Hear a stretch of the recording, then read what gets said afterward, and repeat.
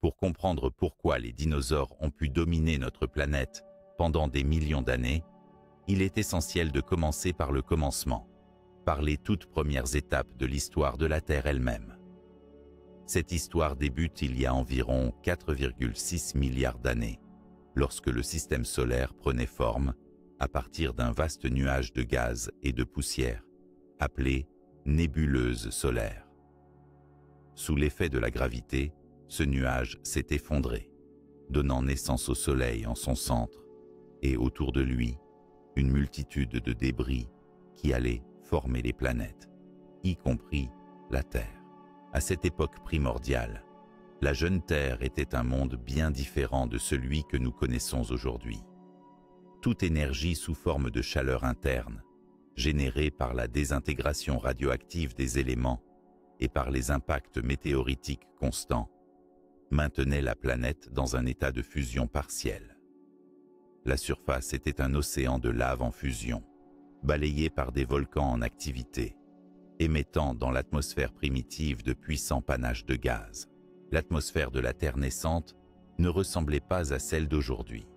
Elle était dense, composée principalement de dioxyde de carbone, de vapeur d'eau, de méthane, d'ammoniac et d'autres gaz volatiles libérés par les volcans, mais appauvris en oxygène libre. Ce cocktail de gaz formait une enveloppe épaisse et opaque, où les rayons ultraviolets du Soleil, très agressifs, frappaient sans être filtrés.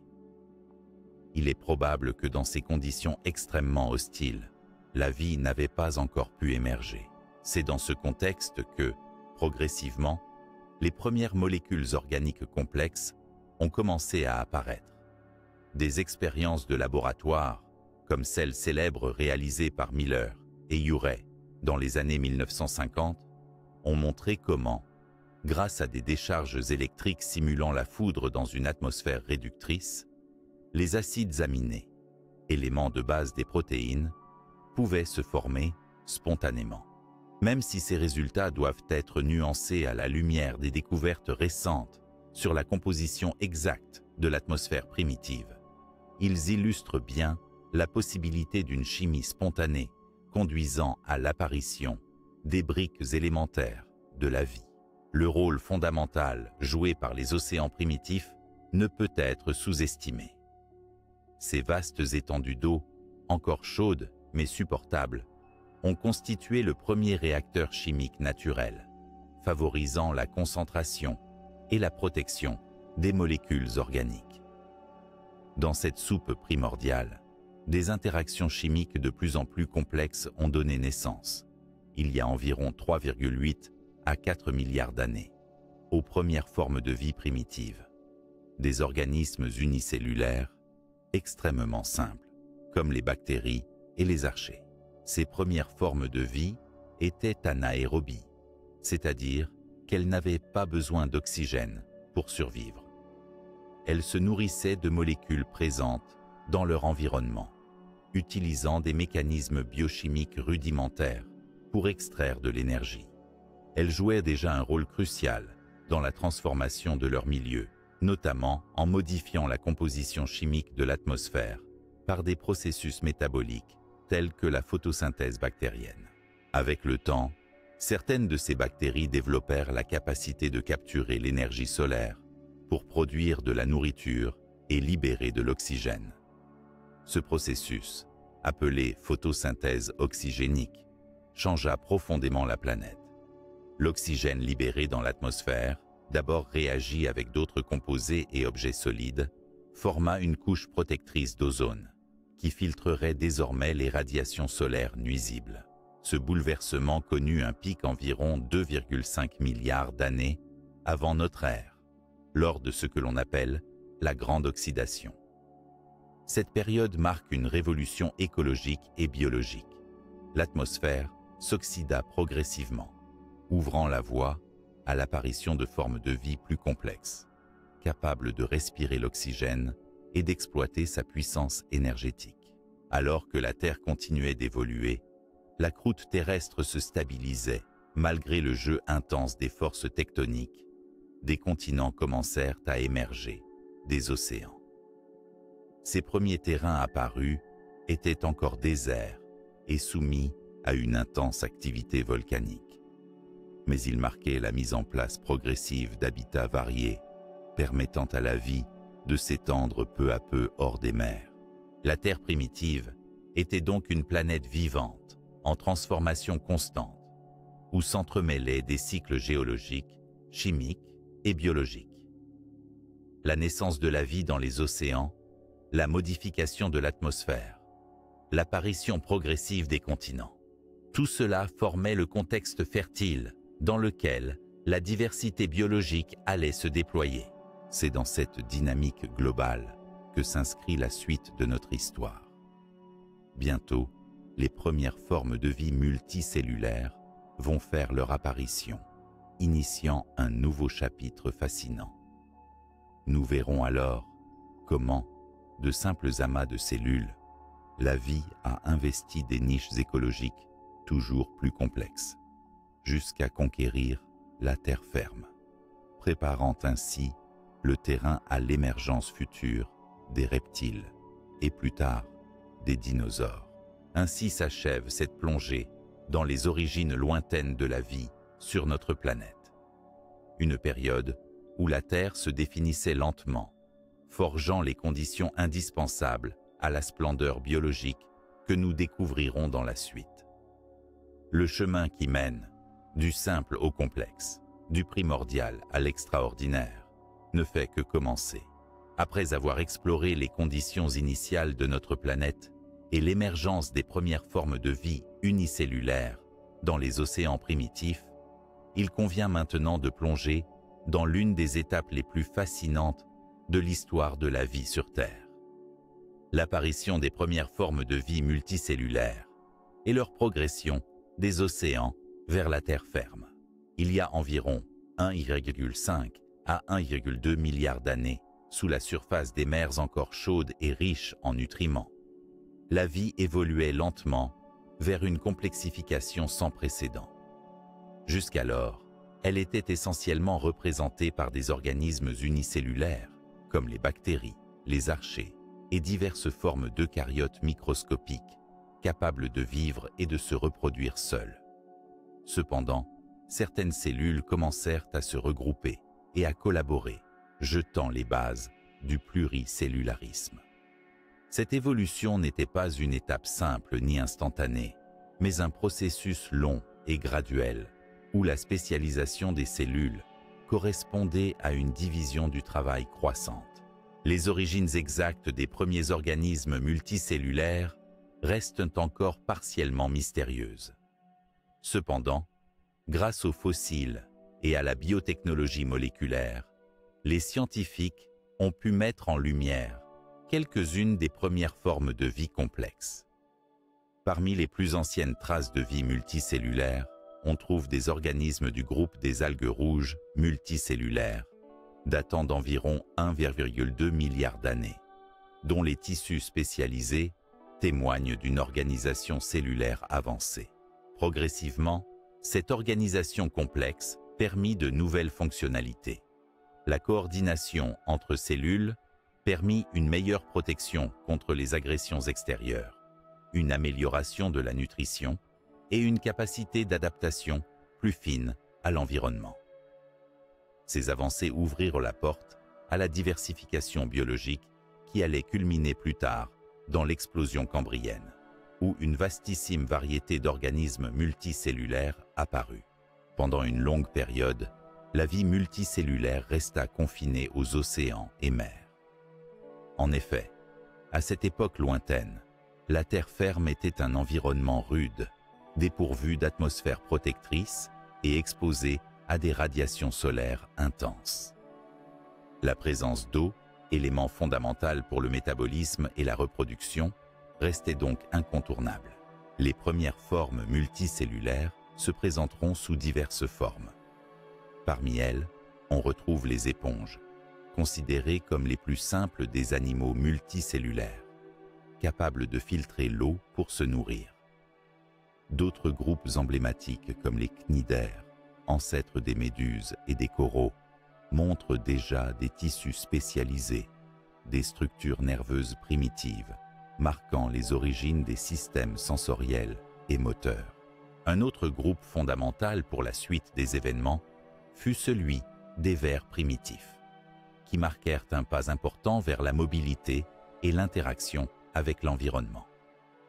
Ces premiers animaux mobiles ouvrirent de nouvelles possibilités écologiques et adaptatives, se déplaçant autour des fonds marins et explorant des niches variées. Vers la fin du Protérozoïque, environ 600 à 540 millions d'années avant notre ère, un nouveau stade décisif se manifesta dans l'histoire de la vie multicellulaire. L'apparition des premiers organismes bilatériens, c'est-à-dire dotés d'une symétrie bilatérale qui permet une différenciation frontale et dorsale, et donc un comportement plus complexe. Ces organismes étaient les premiers à posséder une tête, une queue et des organes sensoriels différenciés, capables d'orienter leur déplacement et leur interaction avec l'environnement. Cette innovation fut un catalyseur majeur d'évolution. Ce panorama évolutif précède l'explosion cambrienne, qui aura lieu autour de 541 millions d'années, et au cours de laquelle les formes de vie multicellulaires vont se diversifier de manière spectaculaire en une multitude d'organismes animaux marins, s'annonçant plus variés et complexes que jamais. Parallèlement à l'évolution marine, le monde des plantes allait également s'organiser vers la multicellularité. Ces algues vertes, ancêtres des plantes terrestres, se diversifièrent dans les milieux aquatiques, développant des tissus spécialisés et des mécanismes de reproduction adaptés à leur environnement. Mais comment et quand la vie multicellulaire réussit-elle à franchir le pas de la mer vers la terre ferme, un biotope jusqu'alors hostile? Cette transition est considérée comme l'une des grandes étapes de la vie sur Terre, et elle ne s'est produite qu'assez tardivement, comparée à l'apparition des premiers organismes unicellulaires. Vers la fin du Silurien, il y a environ 430 millions d'années, les premiers végétaux terrestres firent leur apparition. Dérivés d'algues vertes, ils développèrent des adaptations révolutionnaires. La lignine pour renforcer leurs parois cellulaires, un système vasculaire pour transporter l'eau et les nutriments, et une cuticule cireuse pour protéger contre la dessiccation. Ces innovations permirent aux plantes de coloniser la terre ferme, devenant ainsi les maîtresses des premiers écosystèmes terrestres. La colonisation des plantes créa un nouvel environnement, riche en ressources et en habitations potentielles, ouvrant un large éventail de niches écologiques. La terre ferme désormais couverte de verdure allait offrir un cadre propice pour l'adaptation et la diversification des autres formes de vie. En ce qui concerne les animaux multicellulaires, leur conquête de la terre ferme fut d'abord timide. Les arthropodes, notamment des formes proches des mille-pattes et des araignées, furent parmi les premiers à faire le saut. Ils développèrent des adaptations remarquables, un exosquelette chitineux pour protéger leur corps, des poumons ou trachées pour respirer l'air, et des organes sensoriels adaptés au nouvel environnement. Par exemple, les premiers myriapodes apparaissent dans les archives fossiles au Dévonien moyen, il y a environ 380 millions d'années, tandis que quelques premiers insectes des périodes proches commencent à fouler le sol. Cette mobilité et cette pigmentation contrôlée offraient une protection contre les rayons UV, tandis que des comportements comme la ponte d'œuf dans des milieux humides assuraient la survie des descendants. Ainsi, la vie multicellulaire habita d'abord les océans, s'y diversifia, avant d'explorer lentement la terre ferme. Ces conquêtes ne furent pas de simples migrations, mais des phénomènes d'adaptation complexes, nécessitant des mutations génétiques majeures et une évolution physiologique profonde. Elles préparèrent le terrain pour l'émergence ultérieure des vertébrés terrestres, parmi lesquels figurent les ancêtres lointains des reptiles, et plus tard, des dinosaures. Ainsi, en passant de l'eau à la terre, la vie multicellulaire transforma la planète. Non seulement elle façonna les paysages terrestres, mais elle initia également des interactions écologiques d'une richesse nouvelle, posant les bases d'écosystèmes complexes qui allaient évoluer sur des millions d'années. Dans la section suivante, nous verrons comment, précisément, les premiers tétrapodes, ces vertébrés à 4 membres, firent leur apparition, franchissant un pas encore plus spectaculaire dans la colonisation du milieu terrestre, conduisant à la diversification des reptiles et, bien plus tard, aux dinosaures. Cette lente et prodigieuse aventure de la vie, partant de simples cellules regroupées au fond des océans jusqu'aux animaux qui foulèrent la terre ferme, est au cœur de l'histoire naturelle et explique en partie la réussite extraordinaire des dinosaures dans des environnements variés, un sujet que nous allons explorer plus en détail. Nous avons jusqu'à présent exploré les origines de la vie sur Terre, de la plus simple cellule jusqu'aux premiers organismes multicellulaires qui ont peuplé les océans, et plus tard, la terre ferme. Aujourd'hui, nous allons plonger dans une étape particulièrement cruciale, l'apparition des premiers tétrapodes et le développement de leurs descendants, les reptiles, qui ouvriront la voie à des groupes majeurs dont les dinosaures vont finalement émerger. Les tétrapodes, du grec 4 pieds, désignent les vertébrés dotés de 4 membres adaptés à la locomotion terrestre. Leur apparition marque une révolution dans l'histoire de la vie, car ils sont les premiers animaux capables de vivre hors de l'eau de manière significative, bien qu'à leur début, beaucoup d'entre eux restent étroitement liés aux milieux aquatiques. Les ancêtres des tétrapodes proviennent d'un groupe de poissons appelés les sarcoptérygiens, littéralement les poissons à nageoires charnues. Ces poissons avaient des nageoires robustes, avec une structure osseuse interne, pouvant se comparer aux membres des futurs tétrapodes. Leur évolution, débutée il y a environ 400 millions d'années, au cours du Dévonien supérieur, correspond à une adaptation graduelle aux environnements peu profonds, marécageux ou riches en végétation aquatique.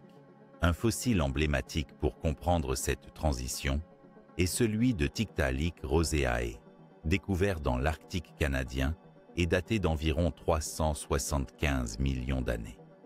Ce fossile est une forme intermédiaire fascinante, un poisson qui présente à la fois des traits typiques des poissons, comme des écailles et des branchies, et des caractéristiques propres aux tétrapodes, telles qu'un cou articulé, des côtes robustes et surtout des nageoires avec des os homologues à ceux des membres.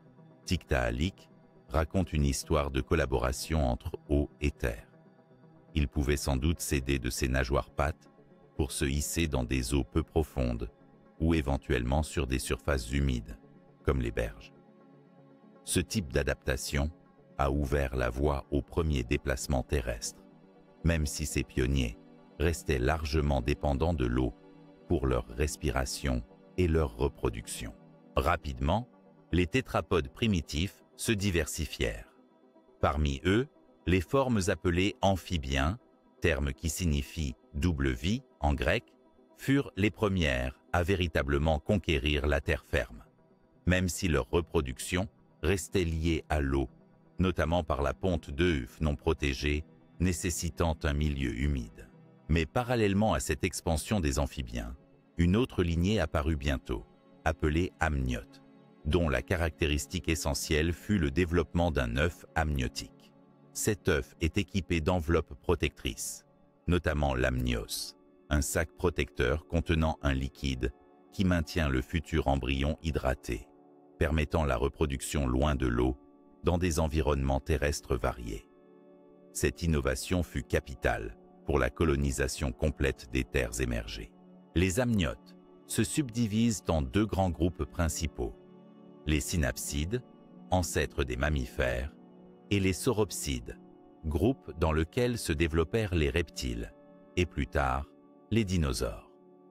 Cette divergence entre synapsides et sauropsides remonte à environ 320 millions d'années.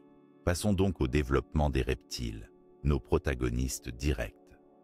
Ces animaux, apparus à la frontière du Carbonifère et du Permien, portaient des adaptations qui allaient assurer leur succès durable.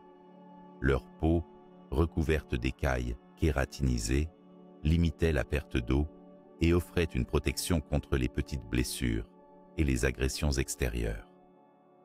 Leur respiration était plus efficace grâce à des poumons mieux développés et leur métabolisme leur permit de s'adapter à une gamme plus large de températures et de climats. C'est également à cette époque que la taille globale des reptiles commença à augmenter, en partie grâce à la baisse d'humidité ambiante et au changement des écosystèmes terrestres qui favorisaient des animaux plus résistants et plus mobiles. Le groupe des reptiles allait bientôt exploser en une multitude de niches écologiques, prédateurs, herbivores, formes semi-aquatiques ou volantes. Le développement des reptiles se fit aussi en toile de fond d'importants bouleversements géologiques et climatiques, avec la formation du supercontinent Pangée. Cette immense masse terrestre offrait des habitats variés, mais aussi des défis tels que des climats extrêmes, favorisant des adaptations morphologiques et physiologiques diverses.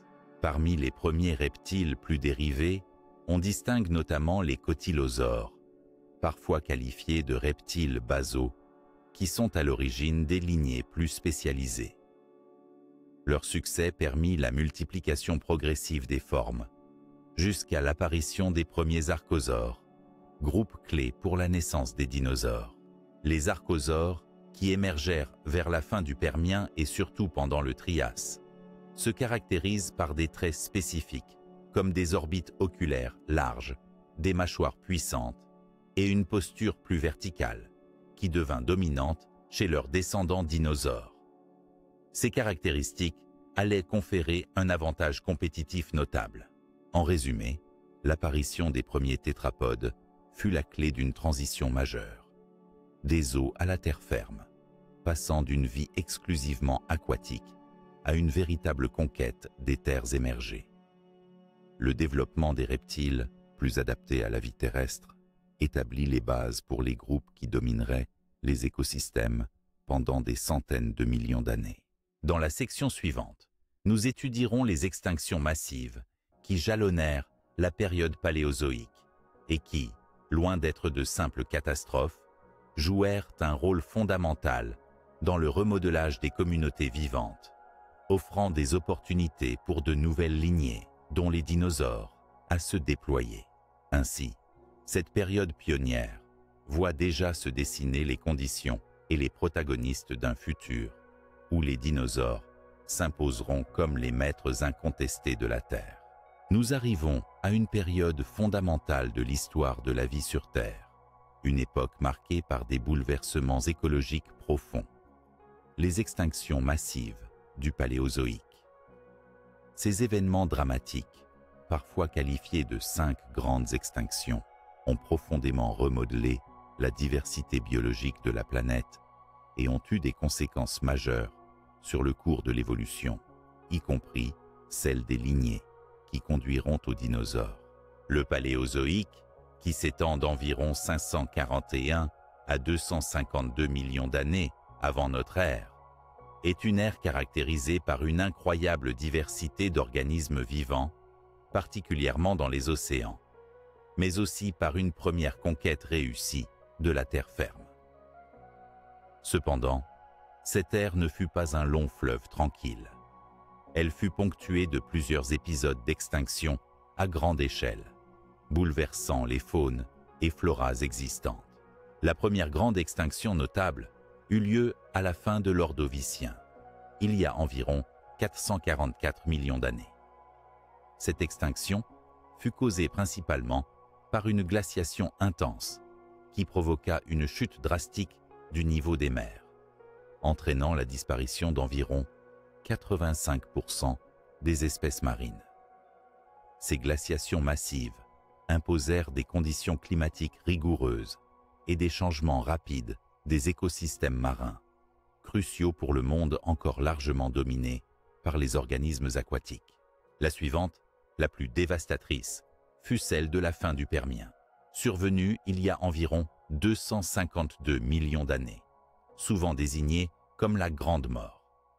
Cet événement entraîna l'extinction d'environ 90 à 96% des espèces marines et près de 70% des espèces terrestres. La cause exacte de ce cataclysme est discutée, mais elle semble être liée à une combinaison complexe d'éruptions volcaniques massives, responsables des traps sibériens, d'émissions colossales de gaz à effet de serre, d'acidification des océans et de changements climatiques rapides. Cette extinction massive du Permien fut un point de bascule dans l'histoire de la vie. Elle décima de nombreux groupes anciens, comme les trilobites, qui avaient dominé les mers pendant plus de 200 millions d'années, mais permit également à d'autres de se diversifier. En particulier, elle ouvrit la voie à la radiation évolutive des archosaures et des premiers reptiles plus spécialisés, des groupes précurseurs directs des dinosaures.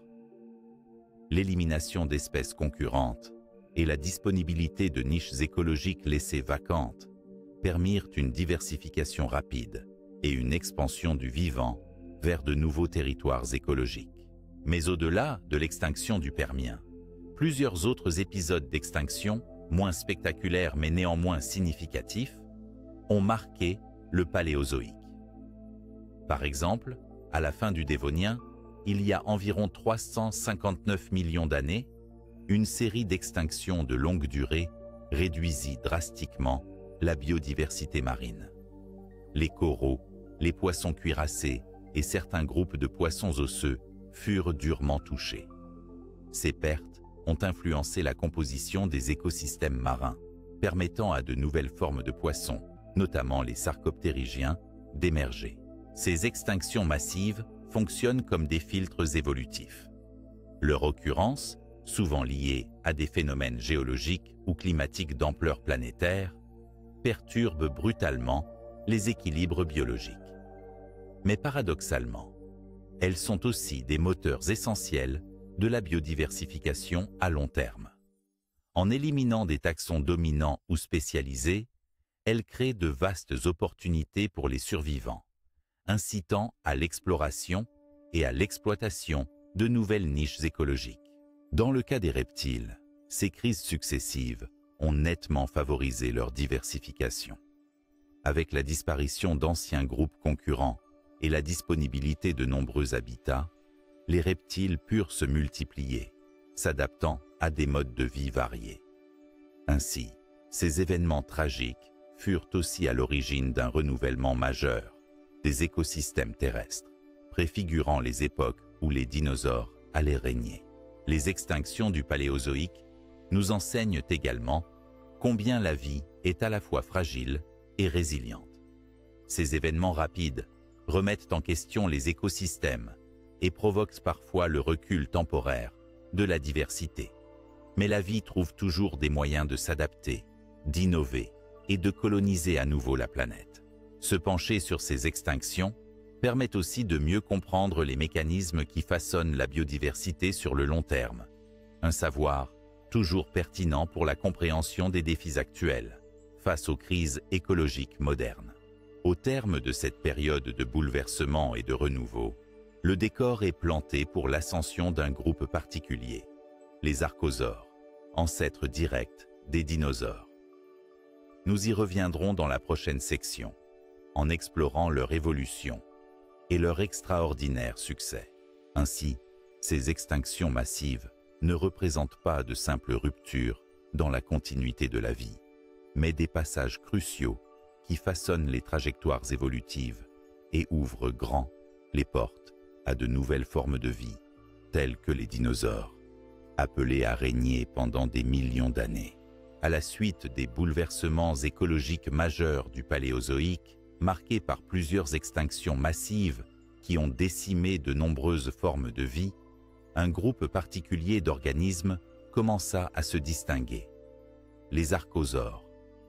Ces reptiles, apparus à la fin du Permien et surtout au début du Trias, constituent les ancêtres directs des dinosaures et forment une branche essentielle de l'arbre évolutif des vertébrés. Le terme archosaure signifie littéralement lézard dominant. Du grec archos, principal ou chef, et sauros, lézard. Une dénomination bien choisie puisqu'ils allaient en effet dominer les écosystèmes terrestres pendant des millions d'années. Les archosaures comprennent non seulement les dinosaures, mais aussi les ptérosaures, les premiers vertébrés volants, les crocodiliens modernes, ainsi que plusieurs groupes éteints comme les rauisuchiens et les phytosauriens.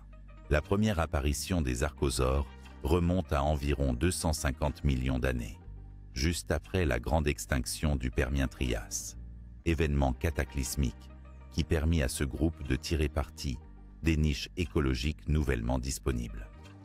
Leur origine coïncide avec le début du Trias, une période où la Terre était profondément marquée par la configuration d'un supercontinent unique, la Pangée, aux climats extrêmes et aux paysages variés, allant de vastes déserts à des zones marécageuses. D'un point de vue anatomique, les archosaures se caractérisent par plusieurs traits distinctifs qui leur ont conféré des avantages évolutifs significatifs. Un des critères principaux est la structure de leurs membres et de leur posture. Contrairement à de nombreux reptiles anciens qui arboraient une posture reptilienne dite reptilienne, avec des membres écartés latéralement, les archosaures développèrent progressivement une posture plus érigée, rapprochant leurs pattes du corps, ce qui leur permit une locomotion plus efficace, plus rapide et mieux adaptée à la vie active sur la terre ferme.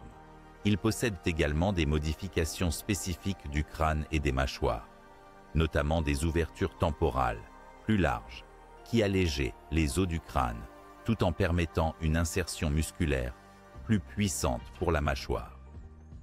Cette configuration a augmenté leur capacité à capturer et déchirer leur proie, faisant d'eux des prédateurs redoutables. Leur système respiratoire avançait aussi vers une plus grande efficacité, avec notamment l'apparition de sacs aériens similaires à ceux des oiseaux modernes. Ces adaptations permirent une meilleure ventilation pulmonaire, favorisant une endurance et un métabolisme élevé qui soutinrent leur succès évolutif. Parmi les archosaures du Trias, deux grandes lignées s'illustrent rapidement. La première donnera naissance aux crocodiliens et à leurs proches parents, qui garderont cependant un mode de vie souvent semi-aquatique, même si certains furent des prédateurs terrestres impressionnants. La seconde lignée donnera naissance aux dinosaures et aux ptérosaures, ouvrant des horizons écologiques saisissants. La terre ferme pour les dinosaures et le ciel pour les ptérosaures. Les dinosaures primitifs, encore relativement petits et peu diversifiés durant le Trias, exposent néanmoins, dès leurs origines, la structure posturale caractéristique du groupe. Membres sous le corps, grande agilité et un régime alimentaire varié. Ils commencent très tôt à exploiter différentes niches écologiques, herbivores, carnivores et omnivores, ce qui favorisera leur radiation spectaculaire dans les périodes suivantes. Au-delà des caractéristiques morphologiques, les archosaures développèrent des stratégies écologiques et comportementales qui contribuèrent à leur succès durable. Certains démontraient déjà des formes primitives de soins parentaux ou des comportements sociaux, base de succession plus complexe à venir. La robustesse de leur squelette, l'efficacité de leur locomotion et leur système respiratoire performant leur offrirent des aptitudes remarquables vis-à-vis des conditions environnementales souvent hostiles du Trias. Il est aussi crucial de noter que les archosaures furent à la fois témoins et acteurs des transformations géologiques et climatiques massives du Trias, qui sculptèrent les écosystèmes à une échelle planétaire. Ainsi, leur évolution fut à la fois façonnée par ces forces externes et, en retour, contribua à structurer la biodiversité terrestre. Cette période se situe donc à la charnière entre la fin des anciens mondes, dominés par les reptiles basaux, et la montée en puissance des groupes plus spécialisés et dynamiques, préfigurant les événements paléontologiques du Jurassique, où les dinosaures connaîtront leur apogée. Nous verrons dans la suite comment, dans ce contexte, le Trias devint une ère charnière pour la diversification spectaculaire des reptiles, et plus particulièrement des dinosaures. L'histoire des archosaures est donc le récit d'une évolution progressive combinant innovations anatomiques, adaptations écologiques et contexte paléoclimatique favorable, qui ensemble ouvrirent la voie à l'une des successions les plus impressionnantes du vivant. C'est cette longue et fascinante trajectoire que nous allons explorer à travers les périodes suivantes, pour comprendre pleinement pourquoi et comment les dinosaures, issus de cette lignée, sont parvenus à dominer la Terre pendant plus de 160 millions d'années. Le Trias, qui s'étend d'environ 252 à 201 millions d'années, représente sans conteste une ère charnière dans l'histoire de la vie sur Terre, particulièrement en ce qui concerne la diversification des reptiles. Cette période succède à la plus grande extinction massive connue, celle du Permien-Trias, et ouvre une nouvelle ère d'exploration et d'expansion biologique où les reptiles, descendants privilégiés des archosaures, vont s'imposer sur presque tous les continents et dans une multitude d'habitats. À l'aube du Trias, la Terre était dominée par un supercontinent unique, la Pangée. Cette gigantesque masse terrestre, entourée d'un vaste océan appelé Panthalassa, offrait un paysage contrasté, marqué par des climats extrêmes, allant des déserts arides aux zones humides réparties le long des côtes et dans quelques bassins intérieurs. Ces conditions spécifiques créèrent de multiples pressions sélectives, incitant la vie à s'adapter, à se diversifier, tout en colonisant de nouvelles niches écologiques. Les reptiles, qui avaient déjà émergé durant le Permien en tant que groupe modérément diversifié, profitèrent grandement des opportunités laissées vacantes par l'effondrement massif de la biodiversité au Permien-Trias. La disparition de nombreux concurrents favorisait la radiation adaptative, un phénomène évolutif où des groupes survivants se diversifient rapidement pour occuper des rôles écologiques variés. Durant le Trias, la diversification reptilienne se manifesta sous plusieurs formes remarquables.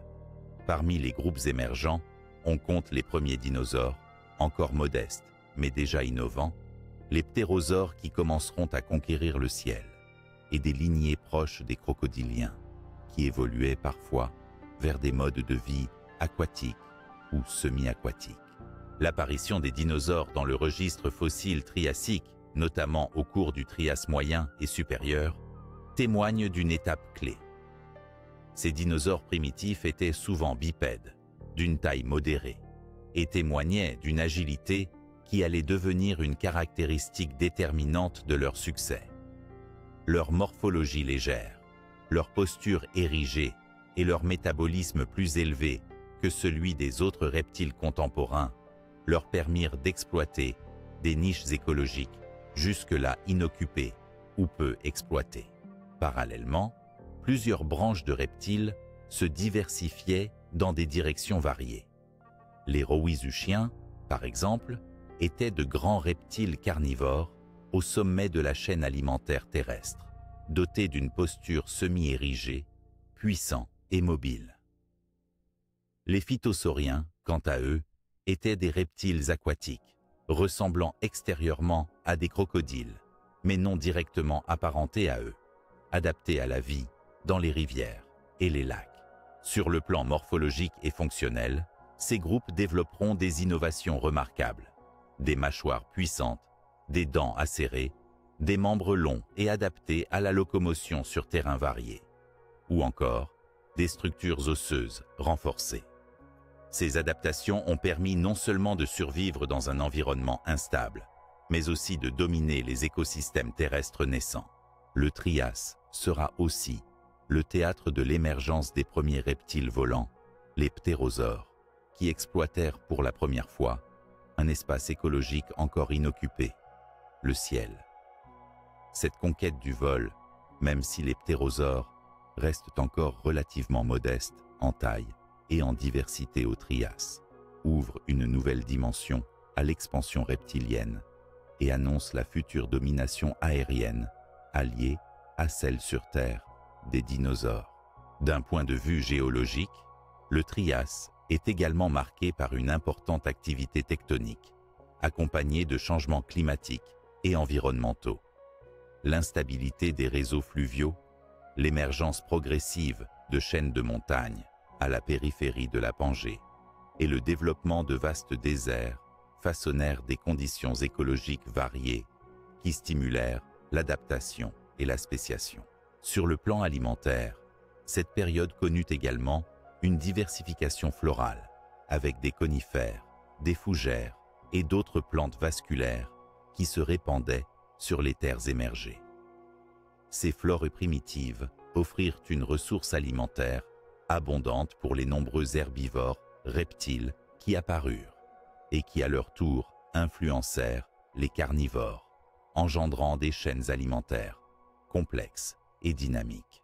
L'apparition des niches écologiques spécialisées permit une radiation adaptative rapide et multiple, avec des reptiles herbivores, carnivores, piscivores et omnivores, exploitant désormais des habitats variés, forêts, plaines, zones humides et bordures aquatiques.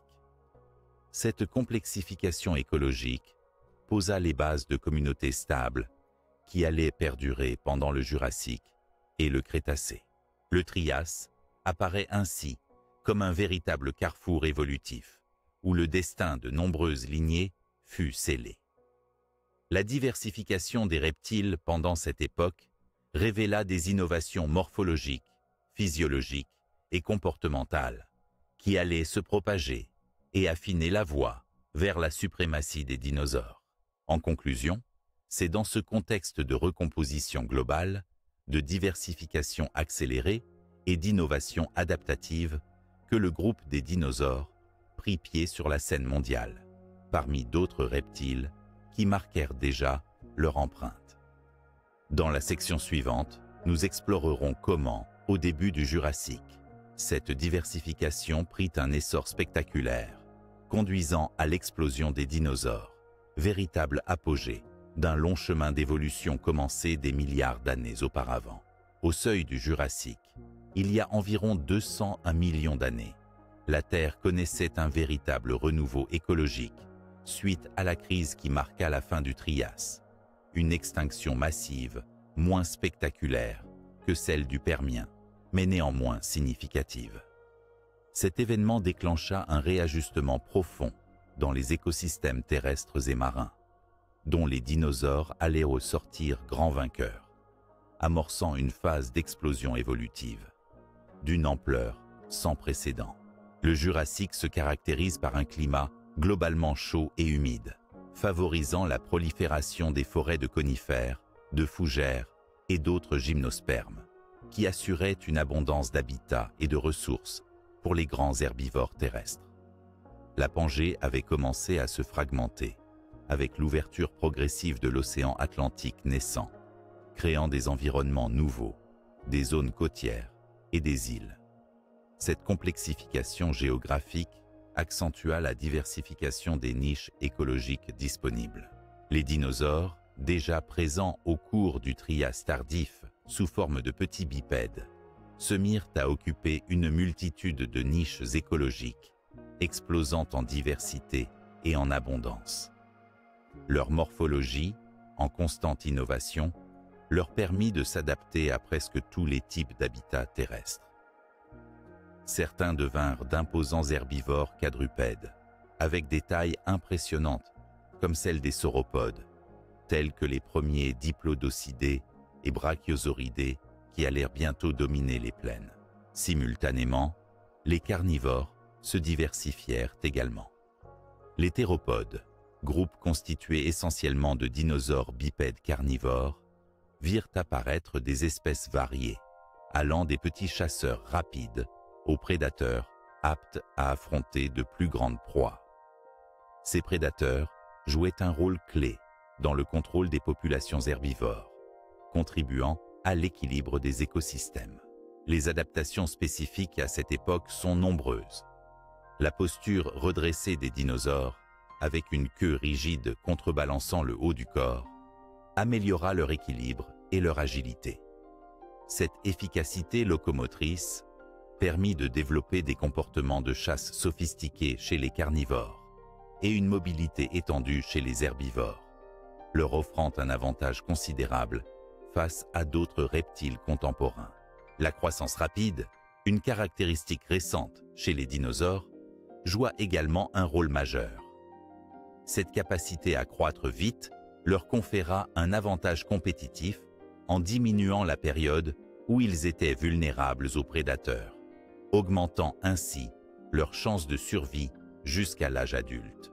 Par ailleurs, l'apparition ou le perfectionnement des stratégies reproductives, comme la ponte d'œufs dans des nids collectifs et probablement des soins parentaux, favorisa la survie des jeunes. Ces comportements d'élevage contribuaient à la stabilisation des populations et à leur succès sur le long terme. Durant le Jurassique, on observe aussi une cohabitation diverse des dinosaures avec d'autres groupes anciens. Les crocodiliens primitifs, les ptérosaures et de nombreux petits reptiles. Cette biodiversité appuyait un système écologique foisonnant et hiérarchisé, où chaque groupe trouvait sa niche. Les fossiles abondants trouvés dans des sites remarquables, tels que le Jurassique supérieur de la formation de Morrison en Amérique du Nord, ou les riches gisements de la formation du Solnhofen en Europe, témoignent de cette multiplication spectaculaire de formes variées, des immenses allosaures aux gracieux ornithopodes, en passant par les ptérosauriens.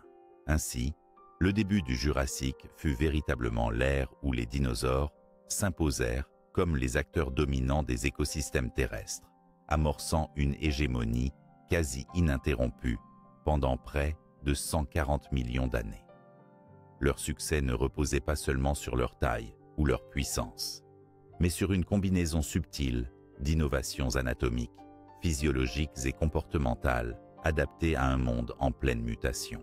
À mesure que leur diversification progressait, une nouvelle étape de leur histoire se dessinait, avec des ramifications toujours plus complexes au sein des chaînes alimentaires et des biotopes, qui seront abordées dans les sections suivantes.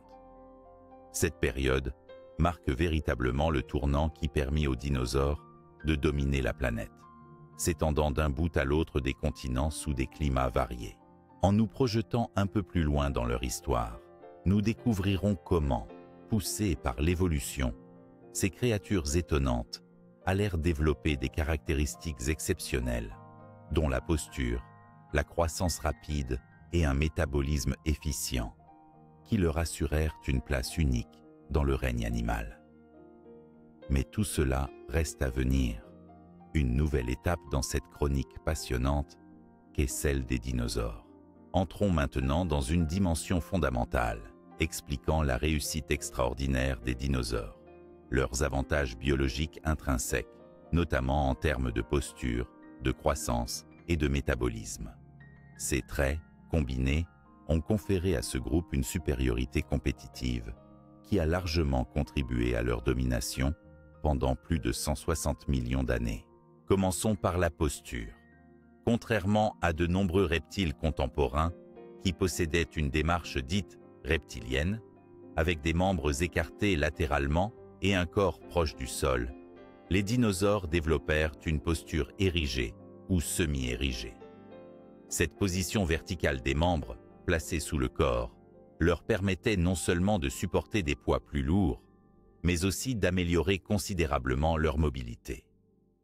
Cette architecture osseuse plus avancée offrait une meilleure efficacité dans la locomotion, aidant à la fois à la course, à la chasse ou à la fuite. La posture érigée réduisait aussi la dépense énergétique liée au mouvement et minimisait les risques de surchauffe en éloignant le corps du sol chaud. La croissance rapide constitue un autre élément clé expliquant leur succès. Études paléontologiques basées sur l'analyse des cernes osseux ont révélé que la plupart des dinosaures pouvaient croître significativement plus vite que les reptiles modernes actuels, tels que les lézards ou les crocodiles. Cette croissance accélérée permettait non seulement d'atteindre rapidement une taille protectrice contre de nombreux prédateurs, mais aussi de minimiser la durée durant laquelle les jeunes étaient vulnérables. Un taux de croissance rapide est souvent associé à un métabolisme élevé, plus proche de celui des oiseaux et des mammifères que des reptiles poikilothermes classiques. Ce lien entre croissance rapide et métabolisme plus élevé témoigne d'une organisation physiologique avancée. En effet, bien que les dinosaures soient souvent considérés comme des reptiles, ils possédaient des caractéristiques métaboliques intermédiaires, parfois qualifiées de sméta-endothermie. Autrement dit, ils avaient la capacité de maintenir une température corporelle relativement constante et élevée, contrairement à la plupart des reptiles contemporains, qui sont des ectothermes dépendants de la température ambiante. Cette capacité métabolique leur conférait un avantage considérable. Elle leur permettait d'être actifs sur des plages horaires plus larges et dans des environnements plus variés, d'améliorer leur performance musculaire et d'adopter des stratégies prolifiques d'exploration et de prédation.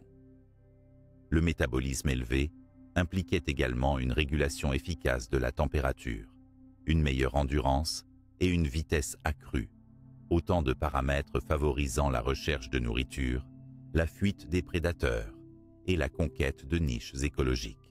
Un autre aspect, bénéficiant indirectement du métabolisme et de la posture, est la capacité à soutenir une taille souvent impressionnante. Les dinosaures, en particulier les sauropodes herbivores géants, purent atteindre des dimensions gigantesques, parfois plus de 30 mètres de long, grâce à leur squelette robuste mais léger, combiné à une croissance rapide et des adaptations respiratoires sophistiquées, notamment des sacs aériens similaires à ceux des oiseaux modernes. Cette géométrie particulière allégée aidait à réduire le poids tout en assurant la solidité structurelle, rendant possible le gigantisme. En résumé, ces aspects, posture érigée, croissance accélérée et métabolisme relativement élevé, ont constitué une triade d'avantages biologiques majeurs qui ont permis aux dinosaures de prospérer dans des environnements variés pendant des millions d'années. Ces traits leur ont offert une flexibilité écologique remarquable, une meilleure capacité à échapper aux prédateurs, à coloniser diverses niches et à rivaliser efficacement avec d'autres groupes contemporains, comme les crocodiliens ou les ptérosaures. Le maintien d'une température interne stable, combiné à une ossature adaptée et une croissance rapide, constitua donc un canevas biologique privilégié qui fit des dinosaures des animaux dynamiques, efficaces et résilients. Dans les sections à venir, nous approfondirons ces adaptations en examinant comment elles se traduisirent dans des capacités d'adaptation aux divers environnements terrestres, ainsi que dans leur rôle clé au sein des chaînes alimentaires et des systèmes écologiques complexes. Ce regard approfondi nous permettra de mieux comprendre la place exceptionnelle que les dinosaures ont occupée dans les écosystèmes de la Terre ancienne. L'adaptation des dinosaures à des environnements variés est l'un des facteurs clés expliquant leur domination planétaire pendant près de 160 millions d'années. Contrairement à certaines idées reçues, les présentant comme confinés à des milieux tropicaux ou spécifiques, les dinosaures ont su coloniser et prospérer dans une incroyable diversité d'écosystèmes, du désert aride aux forêts denses, en passant par des zones humides, des plaines alluviales et des régions plus fraîches, voire tempérées. Cette capacité d'adaptation repose sur plusieurs dimensions fondamentales, touchant à la fois la biologie, l'écologie, ainsi que la géographie et la dynamique climatique de la Terre au Mésozoïque. Dès le Trias tardif, et surtout au cours du Jurassique et du Crétacé, la fragmentation progressive de la Pangée en continents distincts modifia profondément le paysage terrestre. La formation d'océans et de bras de mer créa des barrières géographiques tout en générant des interfaces écologiques riches, les zones côtières et estuaires, notamment, qui favorisait la diversification. Certains dinosaures s'adaptèrent à ces frontières mouvantes. Par exemple, des genres herbivores inventèrent des stratégies alimentaires permettant de tirer parti d'une flore en constante évolution, tandis que certains carnivores développèrent des techniques de chasse adaptées à des profils de proies variés. Le climat de la Terre mésozoïque, globalement plus chaud que celui d'aujourd'hui, n'en était pas moins variable selon les périodes et les régions. À ces fluctuations s'ajoutaient les variations saisonnières et la répartition altimétrique des masses terrestres, qui créaient différents microclimats. Par exemple, les vastes zones équatoriales étaient dominées par des forêts humides et denses, tandis que des régions situées plus au nord ou au sud avaient des saisons plus marquées avec des sécheresses périodiques. Les dinosaures développèrent donc des adaptations comportementales, physiologiques et morphologiques à ces climats divers. Certains, comme les hadrosaures, ventilaient leur corps via des systèmes respiratoires efficaces, tandis que d'autres avaient des écailles et des structures cutanées capables de réguler leur température ou de limiter la perte d'eau. L'adaptation aux ressources alimentaires joua, bien sûr, un rôle fondamental. La flore mésozoïque évolua considérablement, notamment avec l'apparition et la diversification des angiospermes au Crétacé, les plantes à fleurs. Cette richesse végétale offrait de nombreuses possibilités alimentaires aux herbivores, donnant lieu à une diversification des stratégies de prélèvement. Certains dinosaures développèrent des becs puissants, des dents spécialisées pour broyer ou arracher les feuilles, ainsi que des systèmes digestifs complexes, souvent associés à des fermentations bactériennes, permettant d'extraire un maximum de nutriments. De leur côté, les carnivores devaient s'adapter à la diversité des proies disponibles et aux modifications des écosystèmes. La variété des techniques de chasse se traduisit par une diversité morphologique remarquable. Certains développèrent la vitesse et l'agilité, d'autres la force brute et la robustesse, tandis que certains spécialisés dans la recherche des petits animaux ou des charognes adaptèrent leur comportement et leurs capacités sensorielles. Cette adaptation fut aussi sociale. Certaines espèces évoluèrent vers des comportements de chasse en meute ou en groupe, améliorant leurs chances de succès. L'adaptabilité des dinosaures fut aussi géographique. Ils colonisèrent tous les continents, y compris les zones plus septentrionales et méridionales, parfois même proches des pôles, où les conditions étaient moins hospitalières. Les fossiles découverts en Antarctique ou en Australie montrent que certains groupes s'adaptèrent à des climats plus froids, avec possiblement des comportements saisonniers ou des métabolismes adaptés pour survivre aux variations de température et à faible lumière lors des périodes hivernales. Enfin, face aux modifications environnementales brutales, comme les changements climatiques rapides, les dinosaures démontrèrent une flexibilité écologique qui leur permit de persister et de continuer à évoluer malgré les crises. Leur plasticité phénotypique, c'est-à-dire leur capacité à modifier leur physiologie ou leur comportement en fonction des conditions, joua un rôle clé. Que ce soit dans leur mode de reproduction, leur alimentation ou leur stratégie territoriale, ils savaient s'adapter à des conditions changeantes. Cette aptitude à occuper une variété d'environnements, zones arides, forêts denses, plaines inondables, régions montagnardes ou littorales, explique en grande partie pourquoi les dinosaures ont pu s'imposer comme les animaux dominants sur presque toute la surface du globe, surpassant leurs contemporains dans diverses niches. Leur succès fut aussi soutenu par leur capacité à évoluer en réponse aux conditions spécifiques de chaque écosystème, une leçon d'adaptation et de résilience qui fait de leur règne un chapitre majeur de l'histoire de la vie. Dans la prochaine partie, nous verrons quelle était la place des dinosaures dans les chaînes alimentaires et les écosystèmes complexes du Mésozoïque, un rôle d'équilibreur et d'ingénieur des milieux qui confirma leur impact majeur sur la biosphère ancienne. Pour comprendre pleinement la réussite extraordinaire des dinosaures, il est essentiel de saisir leur rôle fondamental dans les chaînes alimentaires et les écosystèmes qui régnaient au Mésozoïque. Ce rôle, complexe et multidimensionnel, a façonné non seulement leur propre histoire évolutive, mais aussi celle de nombreux autres organismes contemporains. Nous allons explorer comment les dinosaures ont intégré les réseaux trophiques, comment ils interagissaient avec leur environnement et comment ces interactions ont influencé l'équilibre biologique à l'échelle planétaire. Les dinosaures occupaient une multitude de niches écologiques et alimentaires, allant des petits insectivores aux gigantesques herbivores, jusqu'aux prédateurs redoutables.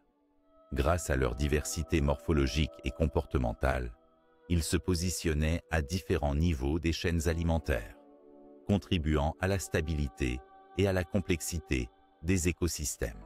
Les herbivores, qu'ils soient petits comme certains ornithischiens ou gigantesques comme les sauropodes, jouaient un rôle crucial dans la dynamique végétale. Ils façonnaient les paysages en broutant les plantes, favorisaient la dispersion des graines et contribuaient au recyclage des nutriments par leur déjection.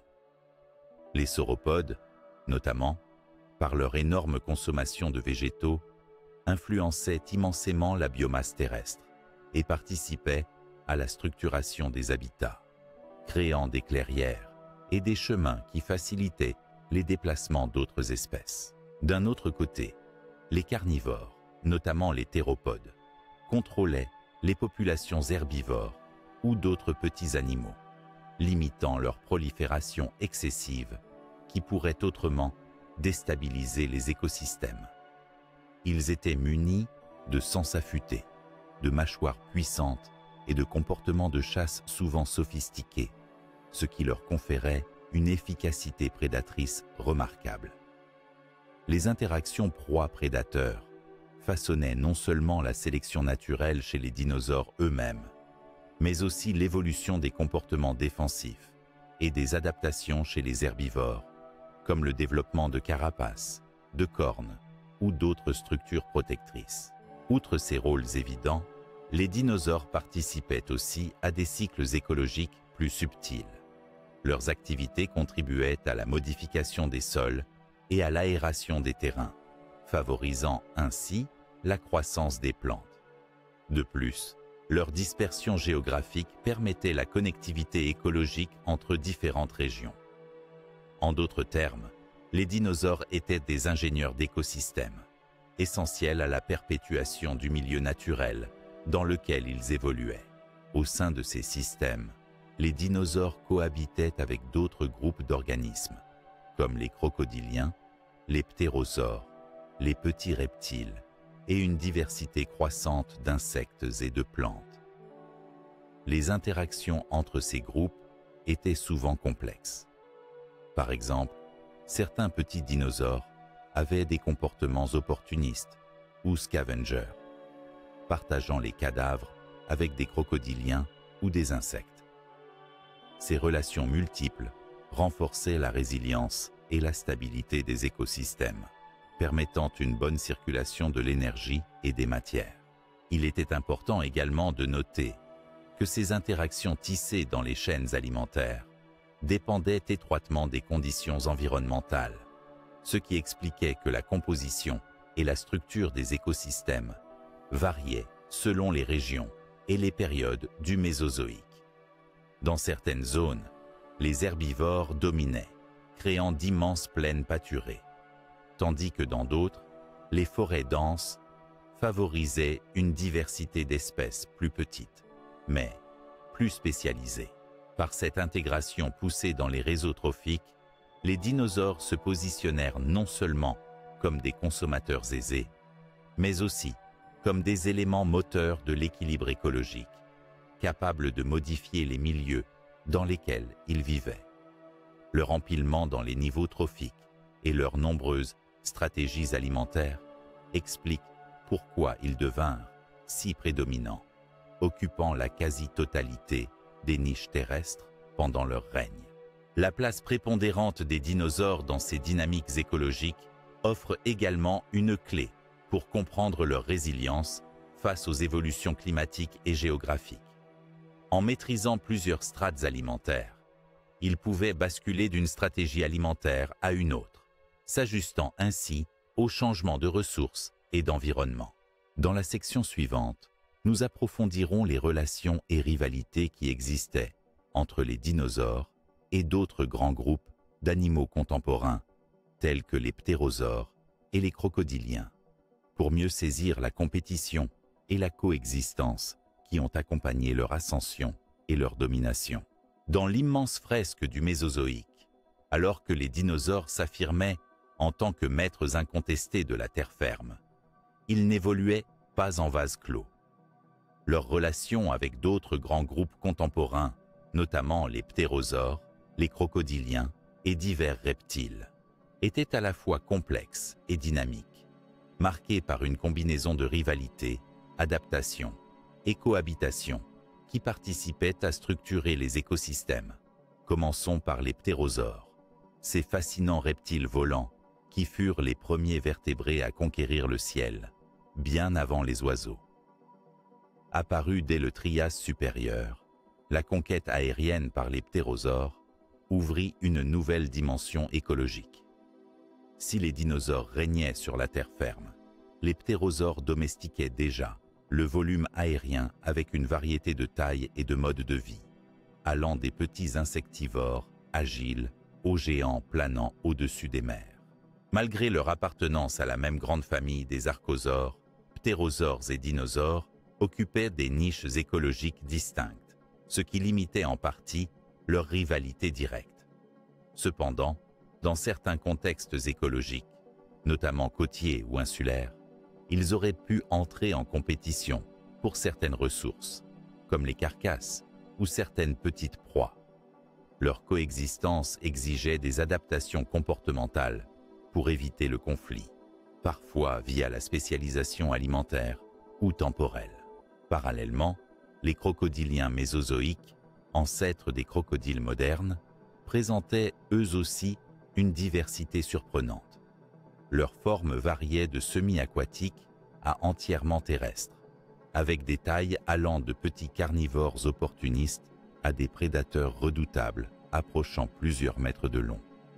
Arrivés plus tôt dans l'histoire que les dinosaures, les crocodiliens avaient déjà établi leur position dans les écosystèmes aquatiques et littoraux. Sur le plan de la compétition, les crocodiliens et dinosaures se trouvaient parfois en concurrence directe, mais aussi en complémentarité. Tandis que les dinosaures exploitèrent principalement la terre ferme, les crocodiliens prospéraient dans les zones humides, rivières, lacs et estuaires. Cependant, certaines espèces, notamment les crocodiliens géants semi-aquatiques, pouvaient rivaliser avec les dinosaures carnivores en termes de taille et d'efficacité prédatrice, créant ainsi un équilibre complexe d'interactions et de conflits possibles. D'autres contemporains importants comprenaient divers groupes de reptiles tels que les raouizouchiens, à la morphologie massive et monstrueuse, ou divers rhinchosaures et autres herbivores qui partageaient l'espace écologique au Trias et au Jurassique. Ces groupes, bien que concurrents potentiels, participaient également à la complexité écologique, que ce soit comme concurrents, proies ou agents de pression évolutive. Il est aussi essentiel de considérer la dimension comportementale et sociale dans ces relations. Certains dinosaures, notamment les théropodes sociaux, auraient pu chasser en meute, créant une pression dantesque sur les populations de proies et rivalisant parfois avec des crocodiliens ou autres prédateurs. De plus, ces relations ne furent jamais statiques. Elles évoluèrent au gré des changements climatiques, des mouvements tectoniques et des extinctions partielles, obligeant chaque groupe à modifier ses stratégies adaptatives. Par exemple, la spécialisation des ptérosaures en formes très diverses, avec des tailles allant du moineau à l'avion de ligne, reflète des adaptations pour limiter la compétition intra- et interspécifique. Ainsi, les chaînes alimentaires du Mésozoïque étaient tissées d'interactions complexes entre dinosaures, ptérosaures, crocodiliens et bien d'autres groupes. Cette cohabitation dynamique et concurrentielle forgea une biodiversité splendide et une gamme impressionnante d'adaptations qui rendirent ces écosystèmes particulièrement résilients et durables. Dans la prochaine section, nous étudierons comment les mouvements des continents et les changements climatiques de l'époque ont encore modifié ces interactions, bouleversant parfois l'équilibre et offrant de nouvelles opportunités pour le succès des dinosaures. L'histoire des dinosaures ne peut être pleinement comprise sans examiner l'influence majeure des mouvements des continents et des changements climatiques du Mésozoïque, des forces géologiques et environnementales qui ont façonné les habitats dans lesquels ces créatures ont prospéré et évolué pendant plus de 160 millions d'années. Ces phénomènes combinés ont créé un cadre dynamique, parfois fluctuations drastiques, qui ont à la fois challengé et stimulé l'adaptabilité et la diversification des dinosaures. Le Mésozoïque, qui s'étend du Trias à la fin du Crétacé, fut marqué par la fragmentation progressive du supercontinent unique, appelé la Pangée. Au début du Trias, la Pangée formait un immense bloc terrestre, où la faune et la flore, bien que variées, étaient encore relativement homogènes en raison des échanges faciles entre régions. Cependant, à partir du Jurassique moyen et surtout au Crétacé, la tectonique des plaques provoqua la dérive des continents, l'ouverture de l'océan Atlantique, la séparation de la Laurasie au nord et du Gondwana au sud, la formation de chaînes montagneuses, de bassins et de plateformes continentales. Cette dislocation continentale eut un impact profond sur la biodiversité. Elle modifia les échanges biologiques, créa des barrières géographiques et conduisit à un isolement progressif des populations de dinosaures. Ces isolats géographiques favorisèrent l'apparition de nouvelles espèces par spéciation allopatrique. Par exemple, des faunes distinctes émergèrent en Amérique du Nord, en Afrique, en Asie ou en Amérique du Sud, chacune évoluant avec ses propres caractéristiques morphologiques et comportementales. Par ailleurs, la configuration des continents influença le climat mondial. La Pangée, avec son vaste désert central, offrait un climat sec et extrême, marqué par des fluctuations thermiques importantes. À mesure que les continents se séparèrent, des zones côtières plus étendues apparurent, augmentant l'humidité et favorisant la multiplication des zones forestières. L'ouverture des océans modula les courants marins et atmosphériques, adoucissant ainsi les températures et créant des climats plus modérés et diversifiés. Ces changements climatiques jouèrent un rôle crucial dans l'abondance et la variété des habitats terrestres.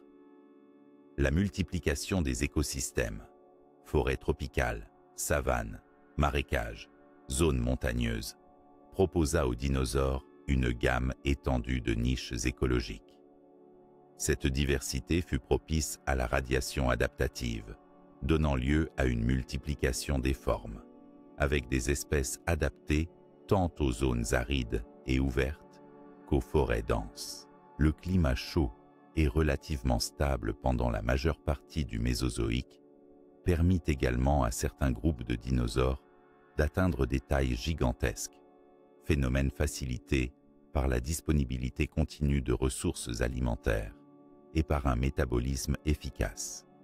Ces conditions encouragèrent également le développement de comportements complexes et la structuration sociale, éléments cruciaux pour le succès et la survie de nombreuses espèces face aux fluctuations environnementales.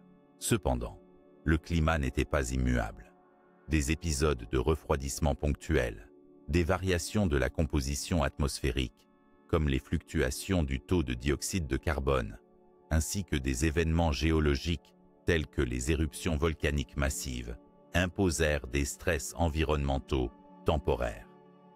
Ces perturbations exercèrent des pressions sélectives qui favorisèrent les espèces les mieux adaptées et prirent parfois part à des crises écologiques locales ou globales, offrant cependant de nouvelles opportunités évolutives.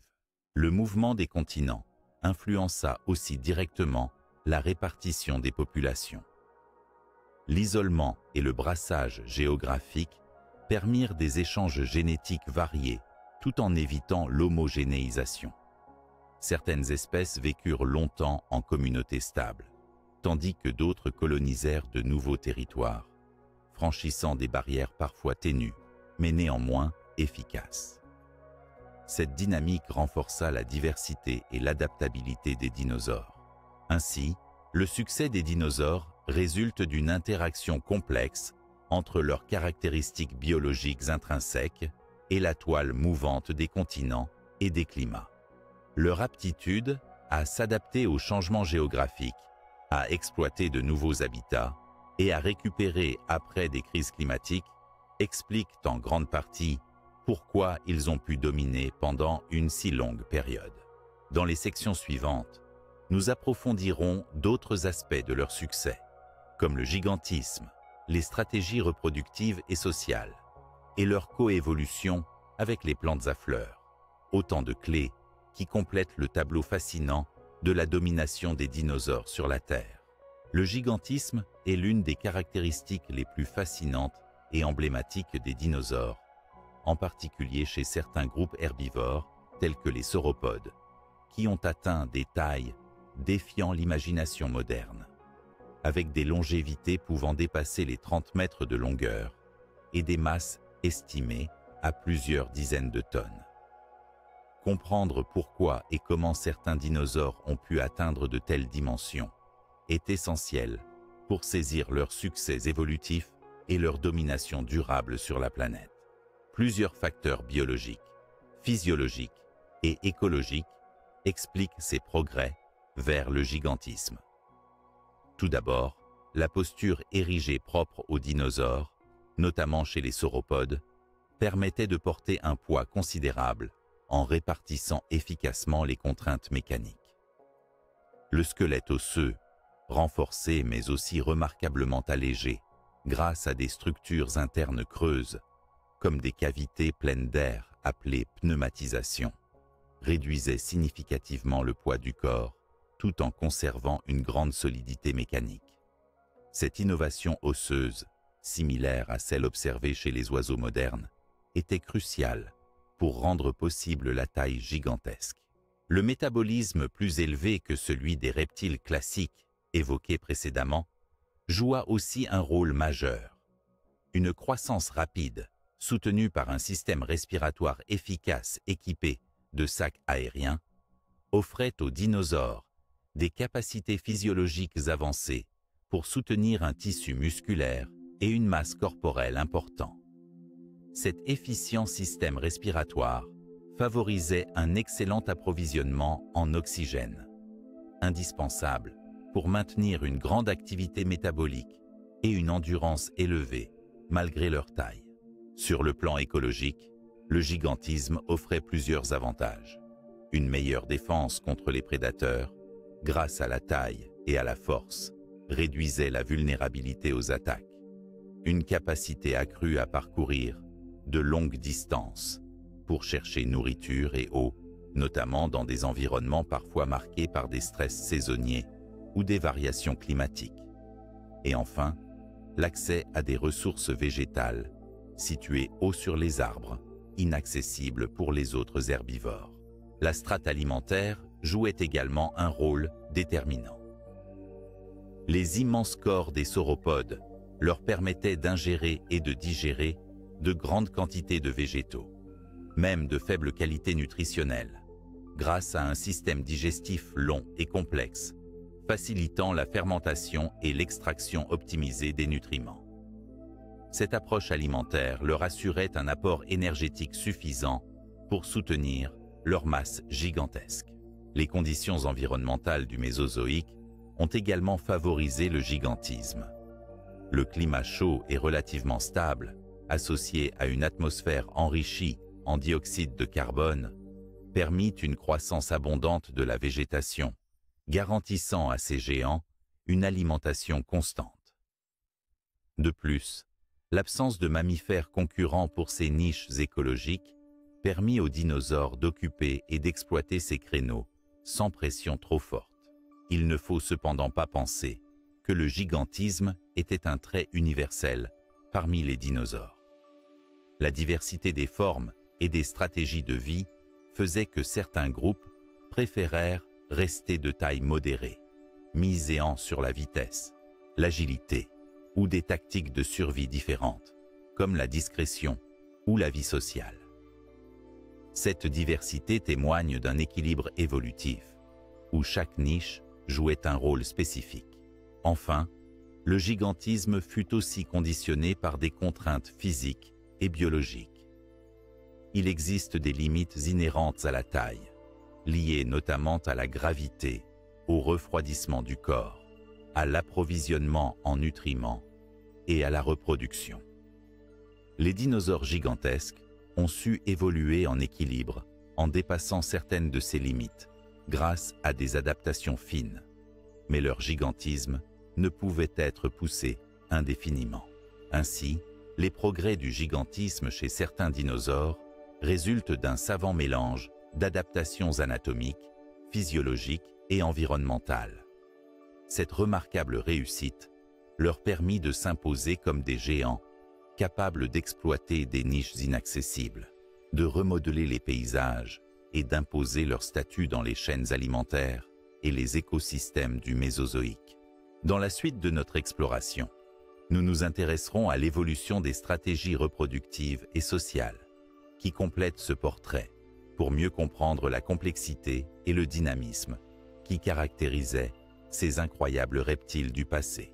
L'évolution des stratégies reproductives et sociales chez les dinosaures constitue un volet fascinant de leur histoire, révélant une complexité comportementale souvent insoupçonnée qui a probablement contribué de manière significative à leur succès sur la Terre pendant plus de 160 millions d'années. À l'instar de nombreux vertébrés modernes, les dinosaures se reproduisaient majoritairement par fertilisation externe, pondant des œufs. Les fouilles paléontologiques ont mis au jour des colonies d'ossements d'œufs regroupés en nids, parfois en grand nombre, témoignant d'un comportement collectif de ponte et de soins parental. Ces nids montrent aussi des variations dans la disposition et la structure, reflétant une diversité dans les stratégies incubatrices et de protection des œufs selon les groupes.